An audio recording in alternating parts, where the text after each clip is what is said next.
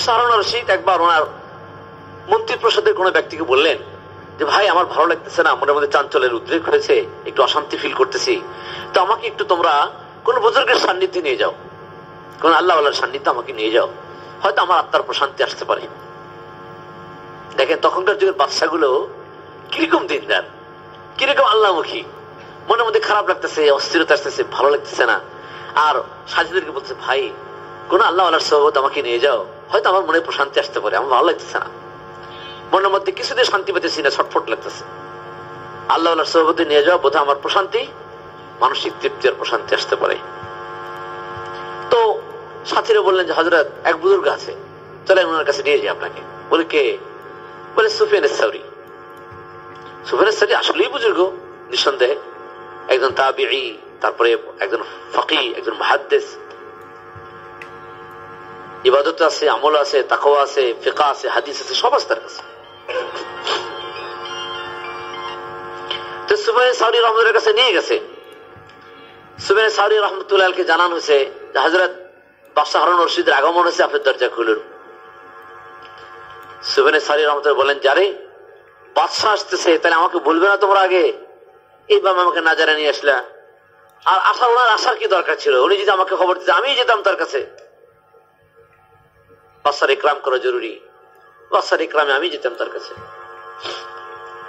তখন বাদশাহ বলতেছেন সাথীদেরকে, আমি যে বুজুর্গের কাছে আসতে চেয়েছিলাম উনি বোধহয় এই বুজুর্গ নন, আমাকে একটু অন্য বুজুর্গের কাছে নিয়ে চলো, এখানে আমার আত্মার প্রশান্তি হবে না।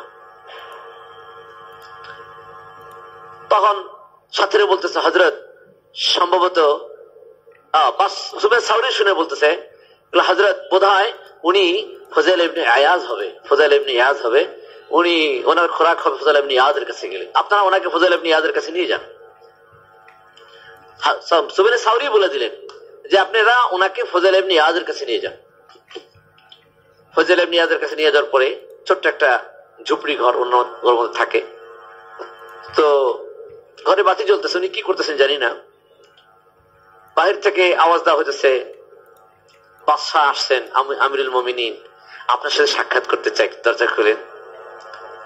উনি বলতেছেন কি ভিতর থেকে, বাদশার আমার কাছে কি দরকার, আমারই বা বাদশার কাছে কি দরকার, বাদশার তো আমার কাছে কোনো দরকার নাই। বলে না দরকার আছে, বাদশাহ আসছেন আপনার সাথে কাছে বসবেন। বলে না না তোমার বাদশাকে ফিরে নিয়ে যাও, আমার কাছে বাদশার কোনো দরকার নেই, আমারও বাদশার কাছে কোনো প্রয়োজন নাই।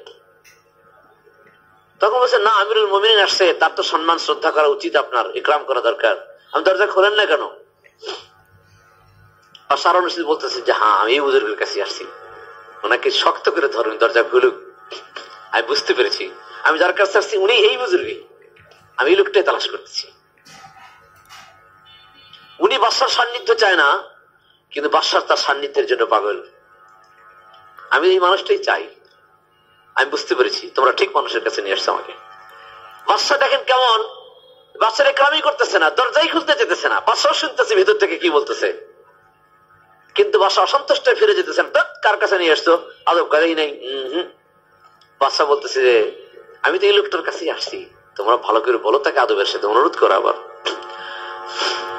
তখন বলছে বাদশাহ খুব বিনয়ের সাথে আপনাকে অনুরোধ করতেছে আপনি দরজা খুলেন।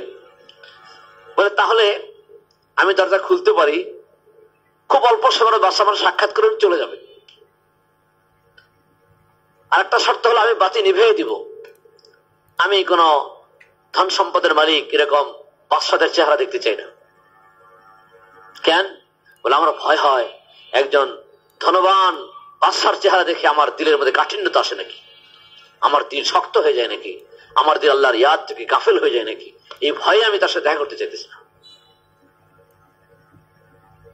তখন বাদশার মনের আকর্ষণ আরো বেড়ে যেতেছে, হ্যাঁ আমি এই লোকটাইতে চাইতেছি, এই লোকটাই তো আসল মানুষ।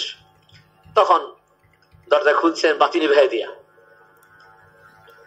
বাদশা আমার চেহারা দেখার দরকার নাই, আমি বাদশার চেহারা দেখবো না। কি কঠিন মানুষ ফুজাইল ইবনে ইয়াজ রাহমাতুল্লাহ আলাইহি। আমাদের তাসাউফের সিলসিলার মধ্যে ফুজাইল ইবনে ইয়াজের কি আছে উল্লেখ আছে, আমাদের যে তাসাউফের যে সনদ আছে, হয়তো আমি আমার ওস্তাদ তার ওস্তাদ তার ওস্তাদ, এই সনদ যে আছে এই সনদ হুজুর সাল্লাল্লাহু আলাইহি ওয়াসাল্লাম পর্যন্ত গেছে, মাঝখানে ফুজাইল ইবনে ইয়াজ আছে।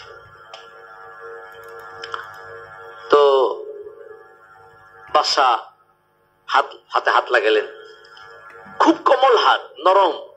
মোসাফা করার পরে ফজল ইবনে ইয়াদ বলতে, হায় এত কোমল হাত, যে জাহান্নামের আগুন থেকে বেঁচে যেত, জাহান্নামের আগুন থেকে যদি কি বেঁচে যেত। বাদশাহ কাঁদা শুরু করছে, বলে হযরত আমাকে আরো কিছু বলেন, কি করে বাঁচতে পারি বলেন।